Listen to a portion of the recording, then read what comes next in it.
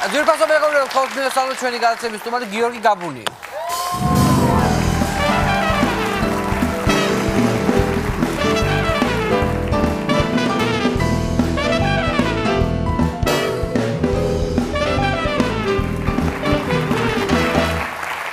გიორგი, გამარჯობა. საღამოშიდობისა. დიდი მადლობა რომ ჩემს გადაცემაში მოიცალე და მოხვედი, იმიტომ რომ ყოველთვის ისეთია, აქტუალური ხარ ხოლმე, შენი გადაცემებით, რა თქმა უნდა. ნუ იქიდან გამომდინარე რომ აქტუალურია ის ფაქტები და ის მოვლენები, რომელთა გაშუქებაც გვიწევს და რომლებზეც საუბარიც. კი ბატონო, კარგად ზიხარ ტყავის სავარძელში. არაჩვეულებრივად რა იყო. ხო, იმიტომ ფრთხილად იყავ არ მოსრიალდე. სრიალი აღარ მაკლია. მაგის მე რაც ეგ ფრაზა ვთქვი. ხო, ნუ ძალიან აგორებული ფრაზა. ფილაბურების გარეშე ყველაფრით მასრიალეს ესე ის. სახით, მუცლით, უკანალით, ყველაფრით ინტერნეტში როგორც კი ვთქვი ეს ფრაზა. ანუ ეს იყო შენი აგორებული ფრაზა. სხვათა შორის წინასწარ მეტყოლური ფრაზა იყო, იმიტომ რომ ოლიმპიადაზე ჩვეულებრივად მოუსრიალდით. ოლიმპიადაზე მოსრიალდით, მაგრამ იმ დღესვე სხვათა შორის მოსრიალდა შუბახერი, რომელიც საერთოდ არ იყო ჩემს გეგმებში.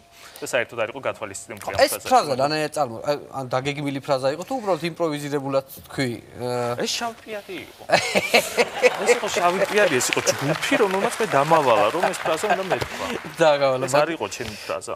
მე შევეწინააღმდეგე იქ არ ჩანდა, მაგრამ აი გაკოჭილი ვიყავი ესე და მარტო პირის მოძრაობის საშუალება მქონდა და ვთქვი. არა, მე ხო ხდე მე უყურე მე პირდაპირ ტელევიზორზე გავშეშდი, ესე როც თქვი. ესე ცოტა პაუზა მქონდა ეს. და მე ესე გავაგზელე ცხოვრება. კი, მეც პაუზა მქონდა, მაგრამ არ ვიცოდი თურმე როგორი პაუზა. ანუ ესე იგი, აქედან გამომდინარე, შენც აგორებ ფრაზებს. ანუ შენ ჩართული ხარ რუსთავი ორის ეს შავი პიარი ჯგუფში. ხო, რა თქმა უნდა, ეს მოგორავს და საბოლოოდ მე ჩვენგან გადმოგორდება ხოლმე ჟურნალისტებისგან და ანუ კონკრეტულად შენ რა გევალება ახლა შავ პიარში, შავი პიარის ეხლა მე ხო მქონდა წინა გადაცემაში ვიღაცებმა გააკეთეს რომ გავახსენოთ მაყურებელს. კი, მე შავ პიარში. ჩვენ ჩართულები ვართ შავ პიარში. შავ პიარში მე არაფერი არ მევალება. ზედმეტი ფიქრი არ მევალება. ხო. რასაც მომაწუდის შავი პიარი, ის უნდა გადმოვღვარო ეკრანიდან. გადმოვღვარო შავი პიარი. მე უბრალოდ მაგრამ ისეთი სახით რა, რომ არ გეთხოვდეს რომ ამ დროს ისეთი არაფერი მევალება, ერთადერთი აი სტუმრების ნერვების მოშლა, ერთადერთი ეგ არის ჩემი ღიმილით და. ხო, ღიმილით უნდა მოუშალო ნერვი, ეგ მაქვს. კიდე მაქვს ვინც მოდის თუნდაც ხელისუფლებიდან, მე ჩვეულებრივად საბურავებს დანით დაჭრა. ნუ რაღაცით გავს. აკუმულატორებზე სადენების მოხსნა და წვალება, ნუ აი რატო არ იქოთება. ნუ აი ესეთი პატარ-პატარა შავი სამუშაოებს კი. მეც რაღაცა დაახლოებით ესეთი უბრალოდ ჩემთანაც ისია რომ ეს არ უნდა ჩანდეს პირდაპირ ეთერში რა. ხო მართლა რა უნდა გითხრა. ღამის 12 საათზე ღ მ ს ს უ ვ ն გ კ. ეგ უნდა გამიშიფრო. არ ყოფილიყარ შავ პიარში შენ იმაში. მაგაშია საქმე, მაგას ვამბობ, რომ ეს უნდა მოდელს გაშიფრულად, რომ ინტერპრეტაციას ადგილი არ ქონდეს. ღ მ ს ს უ ν უ ვ ν გ კ. ღამით მეტად საინტერესო საკითხზე უნდა ვისაუბროთ ნიკა გვარამიასთან კაბინეტში. აჰა. აი ეს გაშიფრდა, ეს. კარგი, დასაკეთე. დღეს უნდა მოხდეს ესა. ხოდი მაყურებელს უთხრათ, ეს ყველაფერი არის ხუმრობა, იმიტომ რომ ბევრი ადამიანი ამ ყველაფერს იჯერებს. არა, რა თქმა უნდა, ხო. რა თქმა უნდა, იმიტომ რომ სხვადასხვის კონკრეტულად სწორედ მაგ მოსრიალების ფრაზაზეც იყო ინტერნეტში საუბარი იმაზე, რომ სინამდვილეში ეს ფრაზა არ ეკუთვნოდა არც გიორგი გაბუნიას, არც ნიკა გვარამიას სინამდვილეში, არც არავის აქ ტელევიზიაში, არამედ თავად მიხეილ სააკაშვილს. და იქიდან იყო მოწოდებული, რა თქმა უნდა, ამჯერად სერიოზულად ვამბობ, რა თქმა უნდა, სრული აბსურდია, არა თუ ბიშა სააკაშვილის მიერ ტექსტების წერა, არამედ ეს შავი პიარის ჯგუფი საერთოდ სრული რა თქმა უნდა. კიდევ იცით რა, ერთი რაღაც აღმოვაჩინეთ, გიორგი. შენ ხარ გიგი უგულავას კლასელი. კი, არა მარტო გიგი უგულავას, მართალია, სრული სიმართლეა. ანუ შენ ამხელა ხარ წლოვანებით ამდენი წლის ხარ, ნუ თუ არ ამბობ წლოვანებას. არა, როგორ არ ვამბობ, გამოთვალე 75 წელს ვარ დაბადებული მეც და გიგიც. 39 წლის ხარ? 39-ის გავხდე ბიჯერ არ ვარ. ხო და ანუ ერთ კლასში სწავლობდი. ერთ კლასში ვსწავლობდი. მე სხვათა შორის სხვა კლასში გადავედი და ნიკა გილაურთანაც ვსწავლობდი. ანუ კლასელები ხართ. და როგორი მოსწავლე იყო უგულავა? კარგი მოსწავლე იყო. კარგი მოსწავლე იყო, ცოტა ცელქიც იყო, მაგრამ მაინც კარგად სწავლობდა. მაგრამ საერთო ჯამში კარგი მოსწავლე იყო. და გამოირჩეოდა ყოველთვის. თბილისი თუ უყვარდა მაშინ სკოლაში? იცი რა, აი მე მოგიყვები ერთ რაღაცას და შენ თვითონ ნახე, აბა უყვარდა თუ არა თბილისი და საერთოდ ხო არ იყო რაღაც ნიშნები მასში იმისი რაც მოხდებოდა მერე. მაშინ ჯერ ხო ეს 80-იანი წლები იყო, როდესაც ჩვენ საწყის კლასებში ვიყავით და გაქანებული კომუნიზმი იყო, რა თქმა უნდა, ჯერ კიდევ და ვიყავით ყველანი ოქტომბრელები. და კლასს ჭირდებოდა ჩვენმა მასწავლებელმა და ამერიგებელმა გადაწყვიტა მამასახლისი. და მამასახლისად ამირჩიეს მე. რომ მე ვალებოდა რომ წესრიგი გამეკონტროლებია კლასში, რაც აგრეთვე სრული აბსურდი იყო, ჯერ რომ შეგეხედა ვიყავი ამხელა, ზომით ვიყავი ყველაზე პატარა კლასში.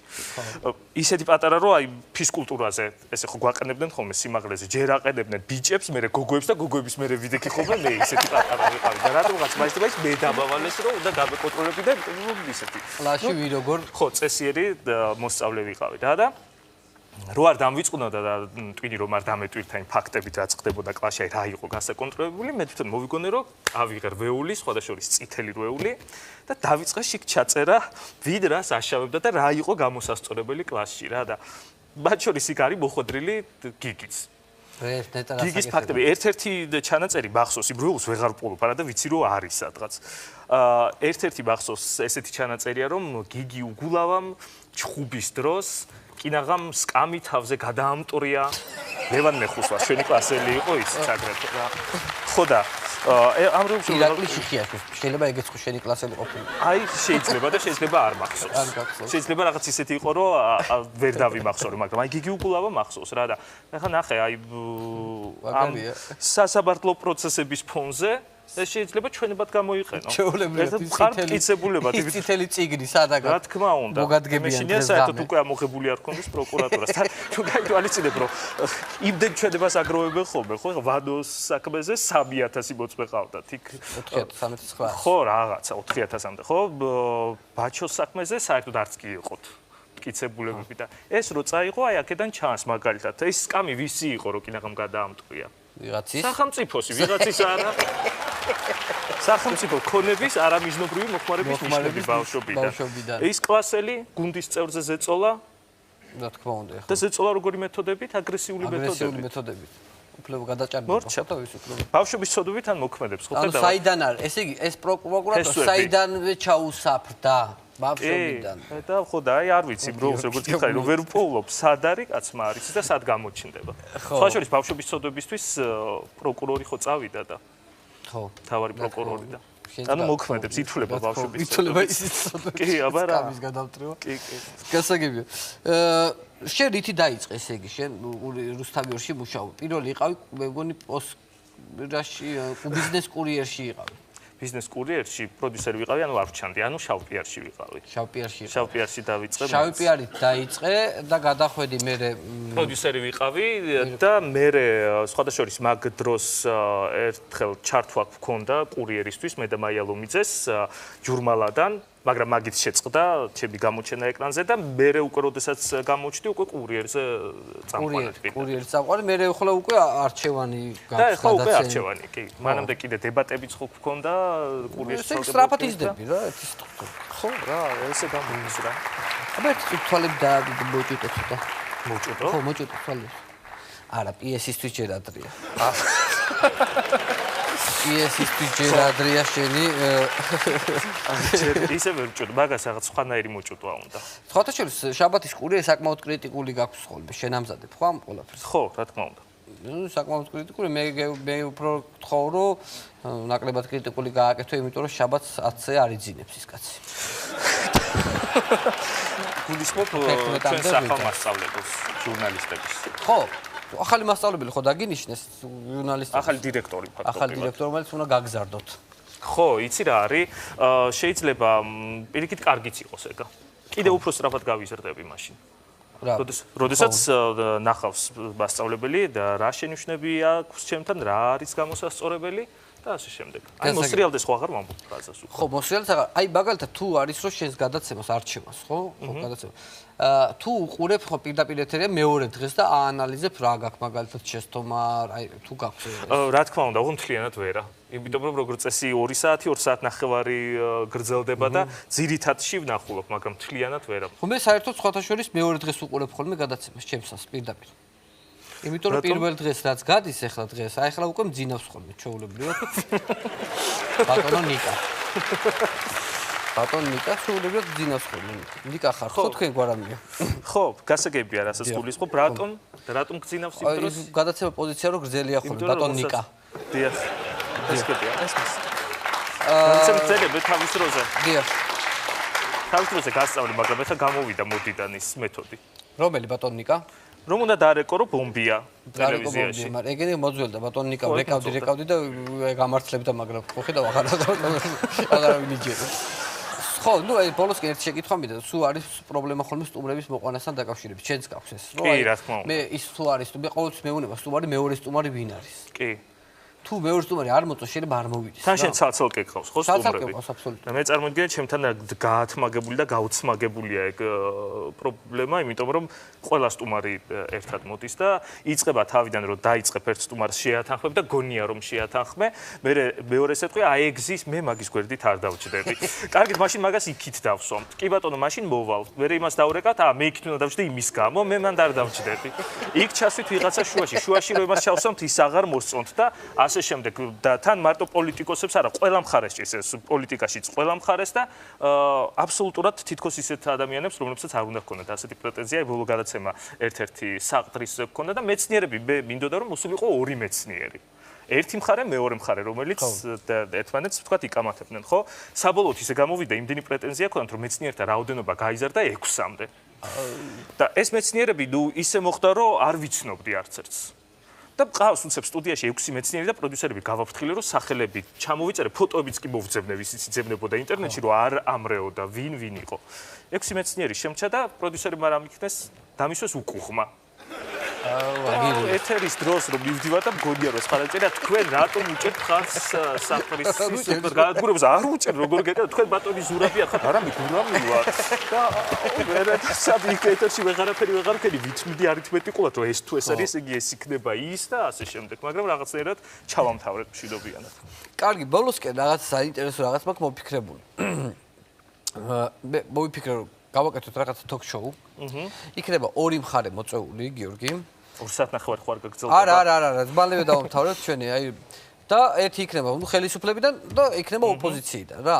მაგრამ ამ talk-show-ს ხიბლი ის არის, რომ მე როგორც შავი პიარის ხელმძღვანელი რუსთავიორში, ერთ-ერთი, მე ვარ თავარი, ხო? მე გაძლევ მითითებებს. მე გაძლევ სიტყვებს რაღაცა სიტყვას ამოვიღებ ფურცელზე. და მე ისე უნდა დაგემორჩილო რომ არ შევიჩნიო. და ეს სიტყვა აუცილებლად უნდა ჩასვა შენ შეკითხვაში. ვიხდი? ეს იმპროვიზირებულია რა. მეჩვეული ვარ. სიტყვა უნდა ჩასვა შენ შეკითხვაში და რა თქმა უნდა სტუმრებმაც ეს სიტყვა უნდა გამოიყენონ რაღაცა თავის პასუხში რა. მივხვდი რა.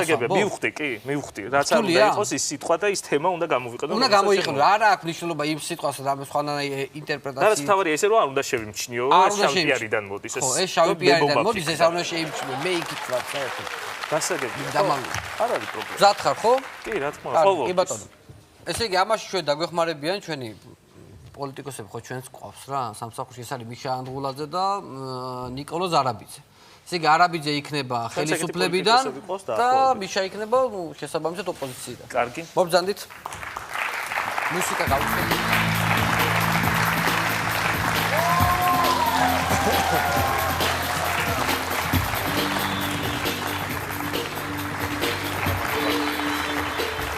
მოგესალმებით, ეთერშია პოლიტიკური talk-show არჩევანი. ჩვენი სტუმრები დღეს არიან უმრავლესობისა და უმცირესობის წარმომადგენელი, მართველი გუნდიდან ნიკა არაბიძე და მიშა ანთულაძე ოპოზიციიდან. მოგესალმებით სტუმრებო, დიდი მადლობა რომ ჩვენთან ხართ. პირიქით მადლობთ რომ მოგვიწვიეთ. მადლობა თქვენ. ალბათ არ გაგიკვირდებათ, მე მოდით ხელისუფლებიდან დავიწყებ და დავიწყებ საუბარს დაპირებებზე. როდის უნდა მოხდეს თქვენი დაპირებების, უამრავი დაპირების ლეგალიზაცია? და ბარემ დავამატებ, როდის უნდა მოხდეს უმცირესობის დეკრიმინალიზაცია. მოგახსენებთ ამ წუთში ყველაფერს უბრალოდ ეს დაპირებები ეს ყადაღებული თემა რომელიც ეს ამათ ჩვენი მთავრობის წევრებს ყოველთვის მირზე აკერიათ ეს ყველაფერი მოგახსენებთ სულ ახალი მოსულები ვართ ხელისუფლებაში და ეს ყველაფერი არის პროცესი რომელიც სულ რაღაც 2 წელი ჯერ 2 წელი არ არის ძალიან თქო 2 წელი არის და ეს ყველაფერი არის თარმინდერულად განსაზღვრული და ყველაფერი ეს მოხდება ეტაპობრივად ერთიანად შემოკარგება ამის ასე ერთი ხელის მოსვით ყველაფერს გაკეთებ არ შეიძლება ალბათ დამეთანხმებით ამაში ეთანხმებით ბატონო მიშა. ნუ ეხლა მე რა შემიძლია ვთქვა, ეს არის ჩვეულებრივი რაღაცა ხავზე მოჭიდება 2 წელი მოვიდნენ ზარზეიმით და არც არაფერი გაკეთდა, ყველა ხედავთ ამას. ეს ზარზეიმი რამდენი ხანი გაგრძელდება, აგერ ახლა თქვენ და აგერ არის ზარზეიმი. ეხლა მართლა თუ შეიძლება ჩავერთვები რა, ერთი წუთი თუ შეიძლება ზარზეიმი მართლა მოიკითხეს თქვენსკენ რა. ზარის და ზეიმი 9 წელიწადში. თქვენ არაფერი არ გაიკეთებიათ, ლიზებიც არ უნდა ამის დანახოს. ვიზეუბნებითო, ლიზები. ლიზების გარეშე ჩასე. როგორ გეკადრებათ რა? რაინად ლაპარაკობთ? ეხლა სად იყავით თქვენო? ამდენი პოლიციის შენობა გავხსენით, ლინზებით აღჭურვილი, ირგვლივ სულ ლინზებშია ჩასმული. როგორ გეკადრებათ? კი ბატონო, მე მინდა გამოვეხმაურო აგრეთვე ერთ თემას, რომელიც ძალიან აქტუალურია ბოლო პერიოდში, რა უნდა დუქანში ლომს. ბატონო, ლომს რა უნდა დუქანში? მოშივდა ალბათ და შევიდა რა მოსწია ახლა დუქანში. კი, მაგრამ ხოლმე რაღაც მექანიზმი ხოლმე არსებობდეს გასაკონტროლებლად. გადატანითი მნიშვნელობით იყო ნათქვამი აქ. რომელ მხარეს იყო გადატანილი? ხო, რომელ ახლა ეს მე მგონი ჩემი აზრით არც ერთ მხარემ არ უნდა მიიღო, არც ლომმა არ უნდა მიიღო შეურაცხყოფა და არც ადამიანმა, იმიტომ რომ ამ შემთხვევაში მართალი კაცი ვთქვა, დუქანი გახსნილი და ადამიანმა განიშნა რაღაცნაირად ეხლა მე უნდა ვიტყვე რა. რა თუნდა ამას რაღაცა ეპოტინები ვითომ ლომს ისა ყველამ თავის დუქანს და ლომს მიხედოს სასაცილოა მეტი არაფერი. ძალიან გთხოვთ რა. მოიცა, ერთმანეთს დავაცალოთ თუ შეიძლება, წამყვანი იცოდეთ რომ მე ვარ ამ გადაცემაში და ერთმანეთს ხელს ნუ შეუშლით. აქ არის კიდევ ერთი პრობლემა, სხვათა შორის ისევ მართლ გუნდამდე მიდის ესა, ანძა როდესაც გათიშეთ. დიახ. იქ იყო საუბარი იმაზე რომ თვითმფრინავები დაფრინავენ, შეიძლება მათ საფრთხე შეექმნათ. კვატებზე რატომ არ იფიქრეთ? ამ წუთში მე კვატები რომლებიც გადაფრენას აპირებენ სისტემაზე, რო წამოედოს ანძაზე, აი რა სხვათა შორის ან კვატები მე როგორც გავარკვი არ არის თანამედროვე ისეთი ნავიგაციის სისტემი დახჭურული რომ ანძაზე ანძა ამაზე იმოქმედოს მორიგის სისულელე რა აქ ლაპარაკია იმაზე თქვენს დაპირებებზე და არაფერ შუაში არ არის კვატების გათიშვა რაღაცებს იგონებს სპეციალურ თიშავთ რომ დაპირებები გადაფაროთ ეხლა რა თქვენი დაპირებების გამო იყო ის კვატი გაბრუებული ზუსტად თუ წამოედო რომელები ანძას და ჩამოვარდა ქვემოთ რა ძალიან პენსიების გაზდა და რა შეჭრა ხალხს თვითონში კვატი ჯერ ხარ აი ეგა საინტერესოა იქი დადიოდით თან და როგორი მანქანებით დადიოდით თქვენ და როგორი მანქანებით დადიან თქვენ რომ მართალი კაცი იყოთ ხაწვები არ გექნებოდა დაწითლებული ვისეული აი მაღაზია ლაპარაკი ვისე მართლაც გაწვებზე ხალხი არ დამაჭერა გაწვებზე არ დამაჭერა ხალხი განაცვალე რა მართლაც ცოტა სასაცილოა ისევ დაპირებებს დაუბრუნდები მე მაგალითად ეს იყო ახალი წელი ამაზე იყო ბევრი საუბარი და სოციალურ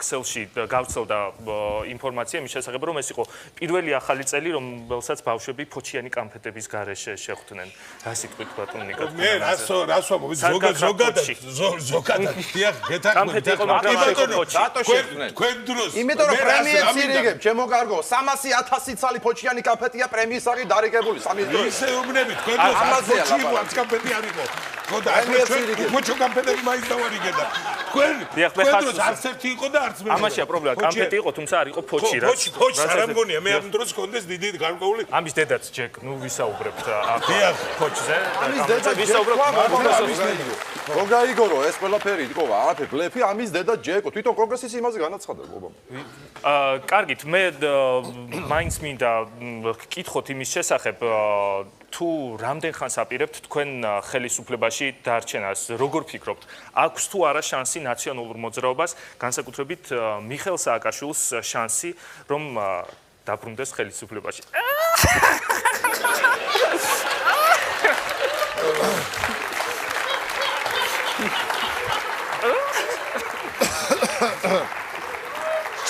ჩემი აზრით ამის ჩვეულებრივი ამ ეს შეიძლება განვიხილოთ როგორც რეალობა და ამისი ჩვენ გვაქვს ყველანაირი შანსი რომ ბატონი მიხეილ სააკაშვილი დაბრუნდეს ისევ ხელისუფლებაში და ეს იგივე მათეს ნიშნავენ